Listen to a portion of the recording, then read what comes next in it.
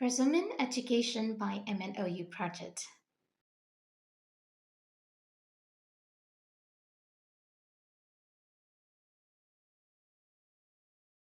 Think before you do anything. Cybersecurity Awareness Series Part 3. အရင်အပိုင်းမှာ cyber attack တွေကနေဘယ်လိုကာကွယ်မလဲဆိုတာကိုပြောပြခဲ့ပါတယ်။အခုအပိုင်းမှာတော့ Moodle LMS, Telegram Group နဲ့ Zoom အသုံးပြုရာမှာလိုက်နာဆောင်ရွက်တဲ့အချက်တချို့ကိုထုတ်နှုတ်ဆွေးနွေးသွားမှာပဲဖြစ်ပါတယ်။အားလုံးသိကြတဲ့အတိုင်းမြန်မာ့ຫນွေဦးတက္ကသိုလ်မှာသင်ခန်းစာတွေကိုလေ့လာသင်ယူဖို့အတွက် Moodle LMS ကိုအဓိကထားပြီးအသုံးပြုပါတယ်။ Moodle LMS အသုံးပြုရာမှာသတိထားရမယ့်အချက်တွေကတော့ကိုယ့်အကောင့်ရဲ့အချက်လက်တွေကိုမြည်သူတဦးတစ်ယောက်စီကိုမှမြည်သည့်အကြောင်းကိစ္စနဲ့မှမလွဲပြောင်းဖို့အရေးကြီးဆုံးဖြစ်ပါတယ်။ကိုယ့်ရဲ့အကောင့်မှာလည်းလိုအပ်တဲ့အခြေအနေကလွဲလို့ personal information တွေကိုမလိုအပ်ဘဲမရေးဖို့မတင်ဖို့လိုပါတယ်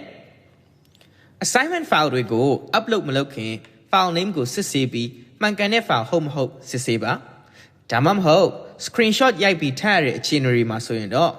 မရိုက်မီကိုယ့်ရဲ့ sensitive data တွေပုံနဲ့ပါမပါစစ်ဆေးဖို့လိုပါတယ်။ဒီနေရာမှာကျောင်းသားကျောင်းသူတွေအမှုမဲ့အမှတ်မဲ့ဖြစ်ကြတာကတော့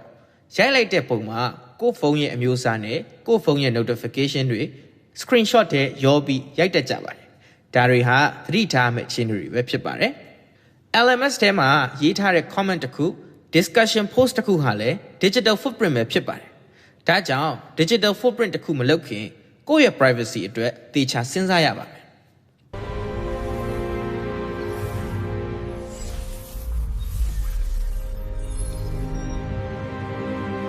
နောက်တစ်ခုအနေနဲ့ကတော့ Telegram Group အသုံးပြုရမှာသတိထားမယ့်အချက်တွေကိုပြောပြပေးသွားမှာပဲဖြစ်ပါတယ်။ MNOU မှာအလွယ်တကူဆက်သွယ်နိုင်ဖို့အတွက် Telegram Group တွေကိုစီစဉ်ဆောင်ရွက်ထားရှိပါတယ်။ Group ဖြစ်တာနဲ့အညီကျောင်းသားကျောင်းသူများစုဝေးရာကွန်ရက်သဖွယ်ဖြစ်နေတာမို့လို့ကျောင်းသားကျောင်းသူတွေကိုတေချာစစ်စစ်ပြီးလက်ခံပေးသလိုတချို့အခြေအနေတွေအတွက်မစစ်စစ်လိုက်ရတာတွေလည်းရှိနိုင်ပါတယ်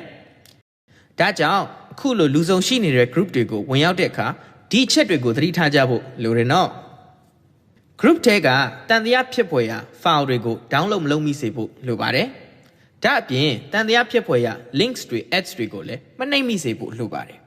။ကိုယ်နဲ့မသိတဲ့ unknown contact တွေကို reply မလုပ်ပါနဲ့။ contact ထဲကိုလည်းမထည့်မိပါစေနဲ့။ political အပါအဝင် sensitive အကြောင်းအရာများကိုဆွေးနွေးကြတဲ့အခါစကားကုန်မပြောမိအောင်ထိမ့်သိမ်းကြဖို့လည်းလိုပါတယ်။ phone number privacy ကို setting မှာအမြဲတမ်းစစ်ဆေးနေဖို့လိုပါတယ်။မိမိရဲ့အကောင့်မှာမိမိရဲ့ပုံနဲ့ကိုယ်ရေးအချက်လက်တွေကို public ဖွင့်ပြီး story အဖြစ်မတင်ကြဖို့လည်းအရေးကြီးပါတယ်။ဒါတွေအပြင် MNOU မှာမျှဝေထားပြီးဖြစ်တဲ့ Telegram Group ဆိုင်ရာစီမင်းစည်းကမ်းများကိုလည်းအထူးသတိထားလိုက်နာကြဖို့လိုတယ်နော်။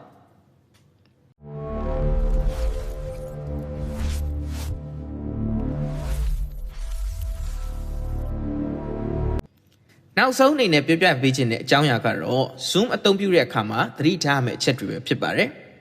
။ကိုယ့်ရဲ့ nickname ဒါမှမဟုတ် ID ကိုပဲအမြဲအသုံးပြုဖို့လိုပါတယ်။ကင်မရာကိုလုံးဝမဖွင့်ပါနဲ့။ဖွင့်ရမယ်ဆိုရင် background မှာကိုယ့်ရဲ့ location ကိုသိစေနိုင်မယ့်အခြေအနေမျိုးမပါအောင်သတိထားရပါမယ်။ recording သွင်းရတဲ့အတန်းတွေကိုတက်ရောက်မယ်ဆိုရင်ကိုယ့်ရဲ့ microphone နဲ့ camera တွေကိုမဖွင့်ထားပါနဲ့။ presentation လုပ်ရတဲ့အခါမျိုးမှာ screen share ဖွင့်ရမယ်ဆိုရင်ကိုယ့်ရဲ့ desktop မှာကိုယ့် personal data တွေမပါအောင်အရင်ဆုံးဂရုပြုဆောင်ရွက်ရပါမယ်။အရေးကြီးဆုံးချက်ကတော့ Zoom meeting တွေရဲ့ link တွေကိုဝင်ရောက်အသုံးပြုတဲ့အခါမှန်ကန်တဲ့ link ဟုတ်မဟုတ်သေချာစီစစ်ပြီးမှဝင်ရောက်တဲ့နော်။ဟုတ်ကဲ့ပါ။ဒါဆိုရင်တော့ MNOU ကျောင်းသားကျောင်းသူတွေအနေနဲ့ digital platform တွေကိုအသုံးပြုနိုင်ုံသာမကပဲ digital security awareness လည်းရရှိပြီး MNOU မှာလုံခြုံတဲ့ digital ဝန်းကျင်ကောင်းတစ်ရပ်ကိုဖန်တီးနိုင်ကြဖို့အရွေးတစ်ခုဖြစ်စေမယ်လို့ယုံကြည်ပါတယ်။ယနေ့ခေတ် digital world မှာကျွန်တော်တို့က user အနေနဲ့တည်းမဟုတ်တော့ပဲ digital citizen တွေဖြစ်လာကြပါပြီ။ကိုယ့်ရဲ့ data တွေကိုကိုယ်တိုင်ကာကွယ်ဖို့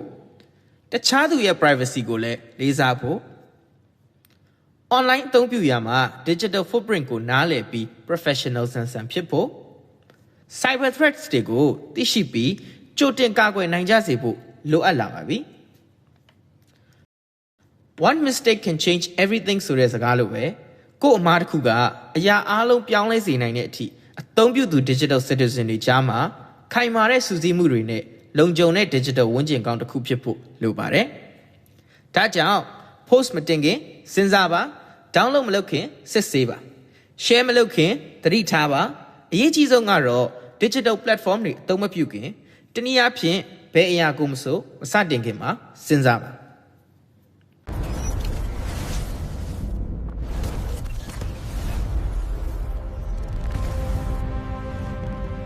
digital knowledge ကအသာချက်ဖြစ်နိုင်တယ်လို့ digital ignorance ကလည်းအန္တရာယ်ဖြစ်လာနိုင်ပါတယ် MNU ကျောင်းသားကျောင်းသူများအားလုံးလုံခြုံပြီးတာဝန်သိတဲ့ digital learners ဖြစ်ကြပါစေလို့ဆုတောင်းလိုက်ရပါတယ်ခင်ဗျာ